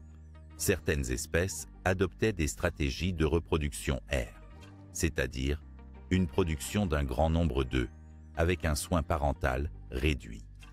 D'autres, notamment certains théropodes, semblent avoir développé des soins plus élaborés envers leur progéniture, y compris la protection des nids contre les prédateurs et peut-être même l'alimentation et la garde jusqu'à un âge plus avancé, un indice d'une forme de comportement parental. Sur le plan social, de nombreuses études fossiles suggèrent que plusieurs dinosaures vivaient en groupe ou en troupeau. Ce mode de vie pouvait offrir divers avantages: protection contre les prédateurs, amélioration des stratégies de recherche de nourriture, facilitation des échanges sociaux, voire apprentissage et transmission de comportements complexes. La découverte de traces de pas massives et de restes regroupés indique l'existence de migrateurs parcourant de longues distances en groupes organisés. Ce comportement grégaire était particulièrement marqué chez les herbivores, qui formaient souvent d'importantes concentrations dans les plaines ouvertes, rythmées par les saisons et les ressources environnantes. Certains carnivores auraient aussi adopté une chasse en meute, comme en témoigne la découverte de fossiles juxtaposés et d'indices anatomiques, permettant d'imaginer des stratégies coordonnées pour capturer des proies plus grandes. Ces groupes sociaux complexes ont probablement favorisé le développement de communications fines, par des vocalisations, des postures ou des signaux visuels, notamment grâce à des structures ostéologiques proéminentes comme les crêtes ou les cornes, souvent interprétées comme ayant un rôle dans les interactions sociales, la reconnaissance intragroupe ou les compétitions sexuelles. La diversité des stratégies reproductives et sociales reflète aussi l'adaptabilité des dinosaures aux environnements variés. Dans les écosystèmes forestiers denses, certaines espèces pouvaient adopter des modes de vie solitaires ou territoriaux, tandis que d'autres, dans des milieux ouverts, tiraient profit des groupes pour maximiser leur survie. Par ailleurs, l'évolution de ces comportements sociaux aura aiguisé les pressions sélectives, conduisant à des adaptations accessoires, telles que la taille corporelle, l'agressivité, ou encore la complexification des systèmes sensoriels et cognitifs. Ces évolutions témoignent d'une sophistication comportementale, parfois comparable à celle observée chez certains mammifères ou oiseaux modernes. En somme, les stratégies reproductives et sociales des dinosaures sont un chapitre essentiel pour comprendre leur dynamique de population, leur colonisation réussie d'une vaste palette de niches écologiques et leur capacité à perdurer à travers les longues périodes et les épreuves environnementales. Ces comportements, loin d'être primitifs ou rigides, reflètent un monde vivant en constante adaptation et innovation, où la coopération et la compétition s'entremêlaient pour façonner l'évolution. Dans notre prochaine exploration, nous verrons comment la coévolution avec la flore, en particulier avec l'émergence spectaculaire des plantes à fleurs, a profondément influencé ces dynamiques, ouvrant un nouveau pan de l'histoire évolutive qui a encore modifié l'écosystème terrestre et la place des dinosaures dans celui-ci. La coévolution entre les dinosaures et la flore, en particulier l'explosion des plantes à fleurs, appelée angiosperme, est un phénomène central qui a profondément remodelé les écosystèmes terrestres au cours du Mésozoïque, en particulier à partir du Crétacé moyen. Ce bouleversement végétal a eu des répercussions majeures sur l'évolution, la diversification et l'adaptation des dinosaures, en enrichissant les interactions écologiques et en modifiant les circuits alimentaires. Pour mieux comprendre l'ampleur de ce phénomène, il faut commencer par rappeler que, durant la majeure partie du Mésozoïque, la végétation dominante se composait principalement de gymnospermes, tels que les conifères, les cycades et les gingos. Ces plantes, bien adaptées au climat chaud et souvent sec de l'époque, constituaient la base alimentaire des grands herbivores tels que les sauropodes. Leur structure rigide, leurs feuilles souvent coriaces ou épineuses, représentaient un défi à la digestion, nécessitant des adaptations particulières chez les consommateurs. Puis, il y a environ 125 millions d'années, apparurent les premières plantes à fleurs. Ces angiospermes innovèrent par plusieurs traits clés, comme la fleur, véritable organe de reproduction complexe, favorisant la pollinisation croisée grâce aux insectes et autres animaux, et la production de fruits qui facilitèrent la dispersion des graines. Leur capacité à photosynthétiser efficacement et à coloniser rapidement de nouveaux habitats fit d'elles des compétitrices redoutables face aux gymnospermes. Cette explosion angiospermique eut un impact direct et considérable sur les dinosaures herbivores. La diversification de la flore offrit une plus grande variété de ressources alimentaires, avec des plantes souvent plus nutritives, plus accessibles et produisant des tissus tendres et riches en sucre et protéines. Les herbivores durent modifier leurs habitudes alimentaires, et on observe dans les fossiles des changements dans la morphologie des mâchoires, des dents, ainsi que dans les structures digestives adaptées à ce nouveau régime. Cette coévolution ne fut pas à sens unique. Les dinosaures herbivores participèrent activement à la dispersion des angiospermes. En consommant les fruits, ils favorisaient la dissémination des graines sur des territoires étendus. Ce rôle d'agent de dispersion contribua à étendre la présence des plantes à fleurs, amplifiant un cercle vertueux remarquable dans l'histoire de la vie. Par ailleurs, la diversification spectaculaire des angiospermes modifia aussi les écosystèmes dans leur ensemble, créant des habitats plus structurés, avec des sous-bois riches en plantes basses, des prairies et des forêts denses plus diversifiées. Ce changement structura les communautés animales, favorisant aussi d'autres groupes comme les insectes pollinisateurs, qui renforcèrent les réseaux trophiques. Les dinosaures évoluèrent donc dans un environnement de plus en plus complexe et dynamique, où les interactions biotiques se multipliaient. Les carnivores furent eux aussi indirectement impactés. Avec la multiplication des herbivores adaptés à ce flux accru de ressources végétales, la chaîne alimentaire gagnait en complexité et en stabilité. La disponibilité d'une grande diversité et abondance de proies permit la prospérité et la diversification des dinosaures prédateurs. Enfin, ce phénomène de coévolution reflète une capacité remarquable des dinosaures à s'adapter à l'évolution de leur environnement. Cette plasticité écologique, ainsi que leur innovation morphologique et comportementale, illustrent pourquoi ils ont pu traverser les périodes de bouleversements écologiques majeurs, jusqu'à leur extinction, il y a environ 66 millions d'années. Dans la prochaine étape, nous aborderons précisément la radiation des dinosaures dans des niches écologiques multiples, une conséquence directe de cette dynamique évolutive, qui permit à ces reptiles de s'adapter en herbivores, carnivores ou omnivores et d'exploiter les moindres recoins de la planète. Au fil du Mésozoïque, les dinosaures ne se sont pas contentés d'être de simples habitants de la Terre. Ils ont su exploiter un éventail particulièrement large de niches écologiques, témoignant d'une impressionnante capacité d'adaptation et d'innovation. Cette radiation, c'est-à-dire leur diversification en plusieurs formes, adaptées à différentes façons de vivre et de se nourrir, est au cœur de leur succès évolutif et explique leur incontestable domination pendant près de 160 millions d'années. L'une des dimensions principales de cette diversification porte sur le régime alimentaire, qui inclut 3 grands groupes, les herbivores, les carnivores et les omnivores. Chacun d'eux développa des adaptations spécifiques qui non seulement facilitèrent la survie et la reproduction, mais modifièrent aussi considérablement les écosystèmes dans lesquels ils évoluaient.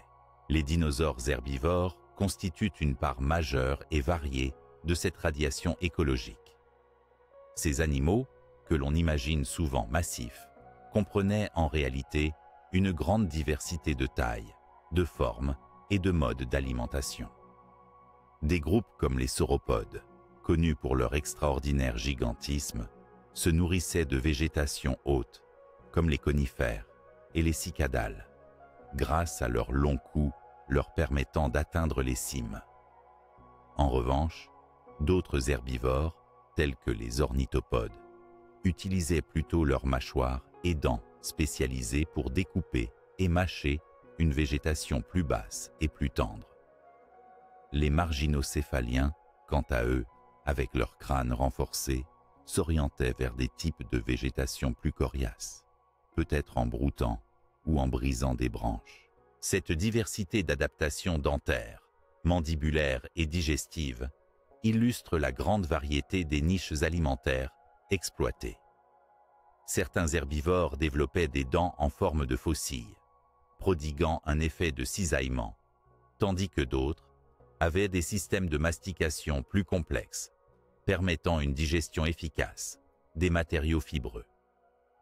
Ces adaptations à la flore mésozoïque expliquent en partie l'explosion de la biodiversité végétale durant le Crétacé, marquée notamment par la montée en puissance des angiospermes. Chez les carnivores, la diversité fut tout aussi remarquable.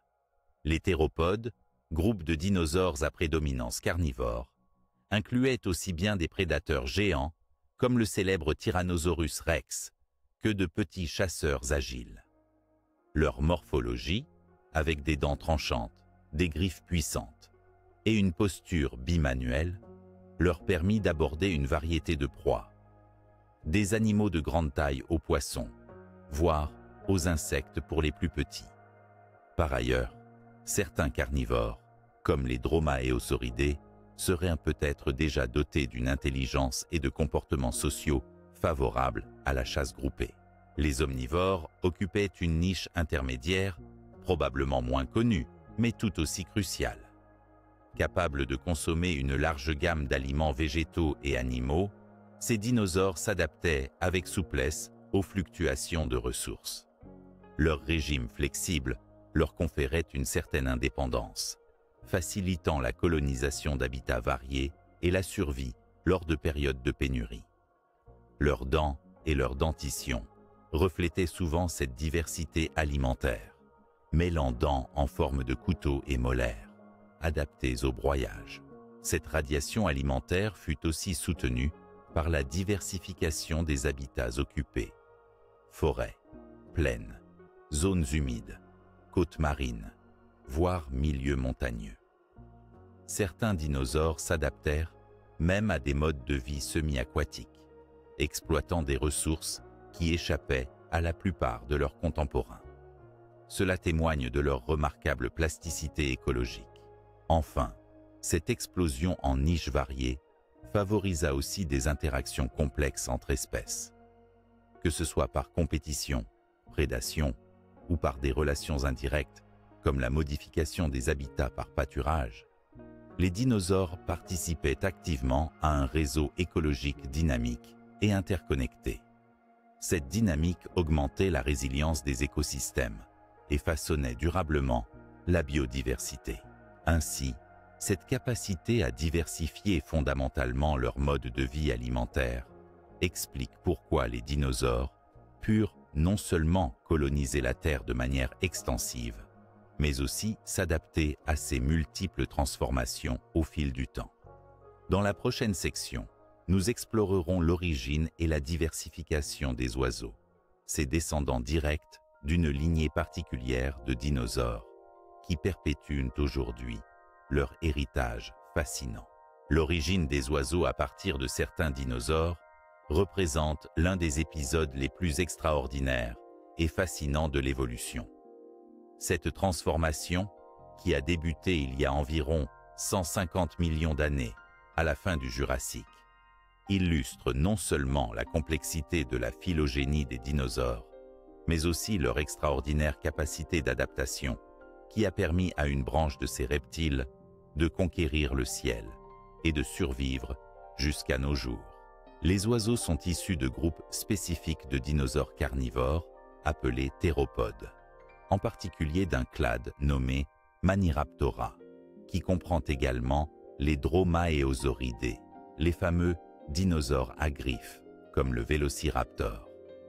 Ces dinosaures présentaient une série de caractéristiques morphologiques qui les rapprochaient progressivement des oiseaux modernes. Une taille souvent réduite, un squelette léger et creux, des membranes osseuses permettant un affinement de la structure, ainsi qu'une posture bipède plus équilibrée. L'un des fossiles clés qui témoigne de cette transition est Archaeopteryx, découvert en Allemagne et datant du Jurassique supérieur, il y a environ 150 millions d'années. Cet animal possède à la fois des traits reptiliens, dents, griffes sur les ailes, longue queue osseuse, mais aussi des caractéristiques d'oiseaux, notamment des plumes parfaitement développées, adaptées au vol. Archaeopteryx illustre ainsi magistralement l'état intermédiaire entre dinosaures et oiseaux. Les plumes sont une innovation majeure dans cette histoire évolutive. Initialement, elles auraient pu remplir des fonctions thermorégulatrices ou de communication visuelle. Mais l'amélioration progressive de leur structure et de leur arrangement permit, par la suite, le vol. Le vol conféra un avantage écologique extraordinaire, accès à de nouvelles ressources, échappement aux prédateurs terrestres, exploration et colonisation rapide de territoires variés.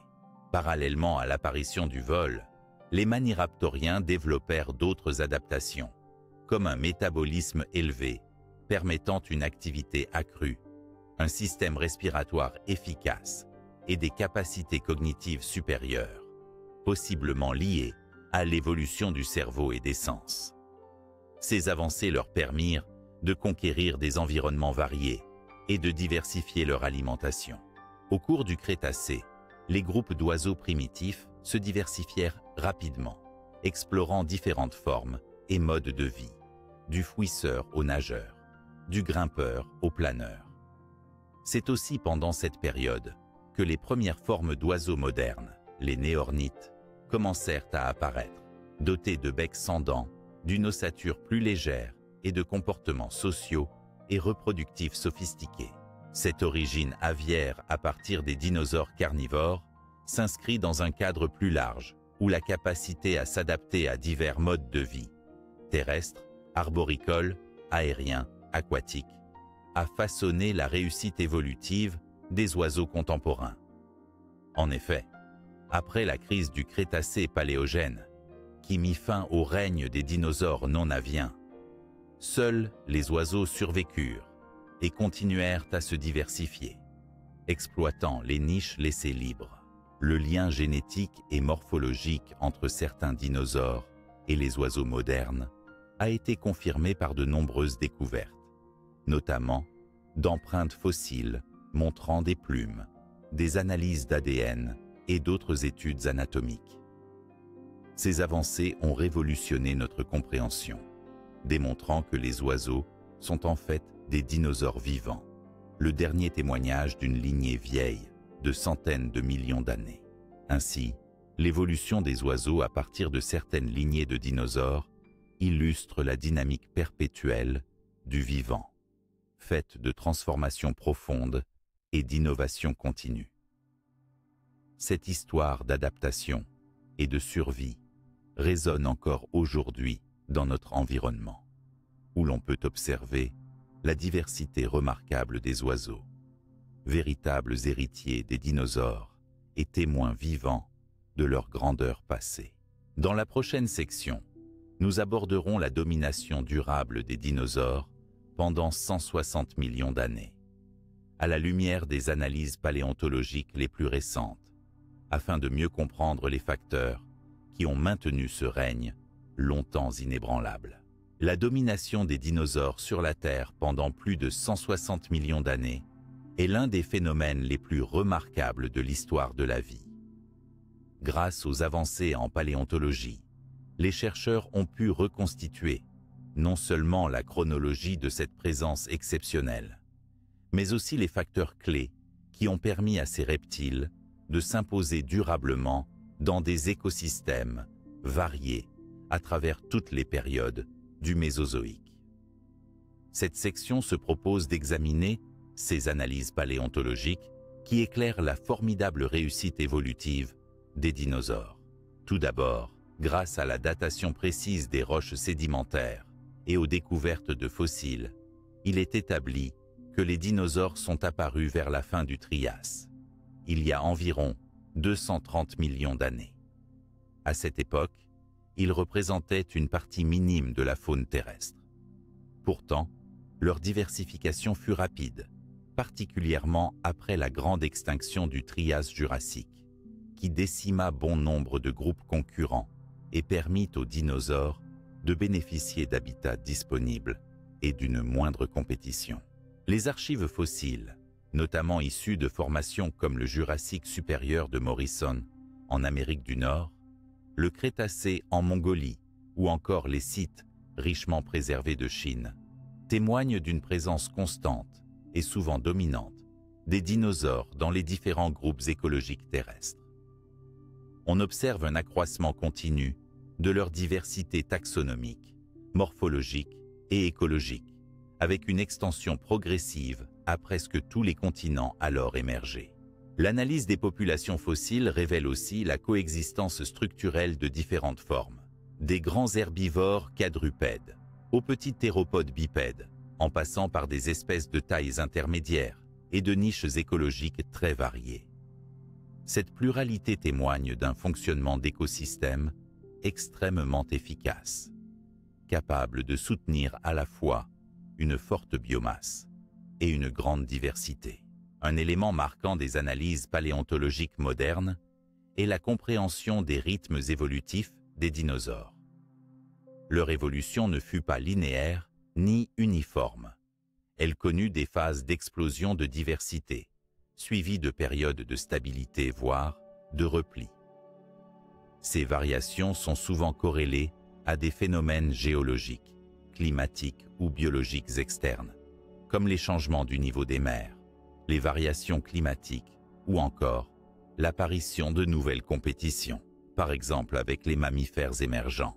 Par ailleurs, les études des structures osseuses, par exemple à travers la sclérochronologie, l'étude des cernes osseux, fournissent des données sur leur croissance, leur métabolisme et leur activité saisonnière. Ces résultats confirment leur position intermédiaire entre reptiles poikilothermes et endothermes, ce qui a très certainement joué un rôle dans leur succès en leur conférant flexibilité et robustesse aux changements environnementaux.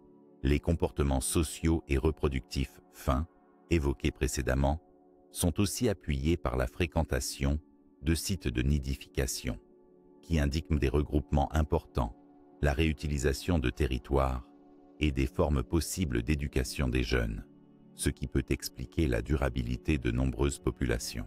Enfin, la paléobiogéographie montre que les dinosaures ont su tirer parti des mouvements des plaques tectoniques et des changements climatiques pour coloniser des environnements variés, depuis les forêts tropicales jusqu'aux régions plus tempérées, ajustant leurs adaptations à ces nouveaux contextes. En conclusion, les analyses paléontologiques contemporaines montrent que la domination durable des dinosaures résulta d'une combinaison d'innovations biologiques internes, posture, croissance, métabolisme, conjointement avec une exploitation efficace de niches écologiques multiples, un comportement social complexe et une capacité d'adaptation exceptionnelle aux changements globaux de la planète. Cette vision approfondie de leur règne pose désormais les bases pour comprendre leur extinction brutale à la fin du Crétacé, un événement qui nous conduira à la prochaine étape de cette histoire fascinante, marquée par la crise du Crétacé-Paléogène. La crise du Crétacé-Paléogène, survenue il y a environ 66 millions d'années, représente l'un des événements les plus marquants et dramatiques de l'histoire de la vie sur Terre. Cette extinction massive a conduit à la disparition d'environ 75% des espèces vivantes, dont la quasi-totalité des dinosaures non aviens, bouleversant profondément les écosystèmes planétaires et ouvrant la voie à l'essor des mammifères et, par conséquent, de l'humanité. Pour comprendre ce phénomène complexe, il est essentiel d'examiner les différents facteurs qui ont contribué à cette catastrophe biologique, souvent imbriquée dans un réseau d'événements à la fois planétaires et locaux. La piste la plus célèbre et la plus étudiée est celle de l'impact d'un astéroïde d'environ 10 à 15 km de diamètre, qui s'est écrasé sur la péninsule du Yucatan, au Mexique, formant le cratère de Chicxulub. Cet impact a libéré une énergie colossale, provoquant des incendies massifs, un tsunami dévastateur et surtout l'envoi dans l'atmosphère d'immenses quantités de poussière et de particules qui ont obstrué les rayons solaires pendant des mois, voire plusieurs années. Ce phénomène de hiver d'impact a entraîné une chute drastique des températures, perturbé la photosynthèse et provoqué un effondrement des chaînes alimentaires terrestres et marines. Toutefois, l'impact seul ne peut expliquer entièrement l'ampleur de l'extinction. Au même moment, ou dans une temporalité proche, la Terre était soumise à une intense activité volcanique, notamment avec les gigantesques éruptions des trappes du Décan en Inde. Ces éruptions massives ont déversé des milliers de kilomètres cubes de lave, mais aussi libéré de grandes quantités de gaz à effet de serre, comme le dioxyde de carbone et le dioxyde de soufre. Ces gaz ont contribué à de fortes fluctuations climatiques.